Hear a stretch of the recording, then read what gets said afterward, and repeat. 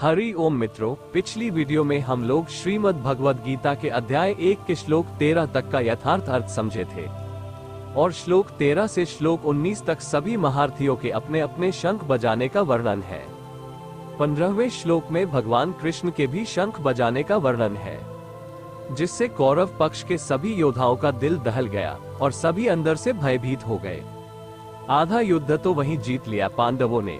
कौरव पक्ष के योद्धाओं में कहीं न कहीं दिल में ये बात बैठी थी कि वे लोग गलत का साथ दे रहे हैं। अगर हमारे दिल में सच्चाई होगी तो हम बड़े से बड़े युद्ध को जीत सकते हैं। ठीक उसी तरह जीवन के संघर्ष के बारे में भी है। अगर हम सत्य और धर्म के राह पर चल रहे हैं तो हमारा आत्मबल मजबूत रहता है और हम कठिन परिस्थितियों में भी हिम्मत नहीं हारते और सफल होकर रहते हैं। और अगर हमारा रास्ता सत्य और धर्म का नहीं है तो हमारा आत्मबल कमजोर और डगमग रहता है, जिससे सफलता की उम्मीद कम हो जाती है। तो जीवन का युद्ध जीतने के लिए सही रास्ते का चुनाव करना बहुत जरूरी होता है। आइए आगे देखते हैं कि आगे के श्लोकों में क्या है।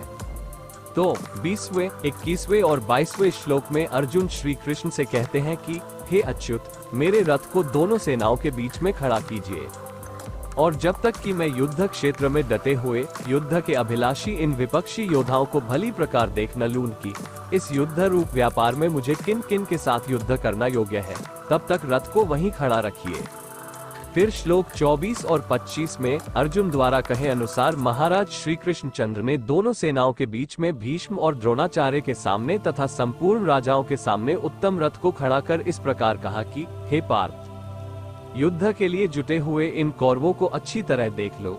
महाभारत के युद्ध में भगवान कृष्ण एक सारथी की भूमिका निभा रहे थे और एक अच्छे सारथी में क्या क्या कुशलताएं होनी चाहिए वो सब उनमें थी, और अपना कर्म करने में उन्हें थोड़ी भी झिझक और हीन भाव नहीं आता था। ये भगवान की विशेषताओं में से एक विशेषता है और जनमानस के लिए संदेश भी।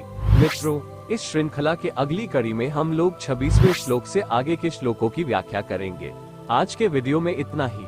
धन्यवाद। शुभम अस्तु।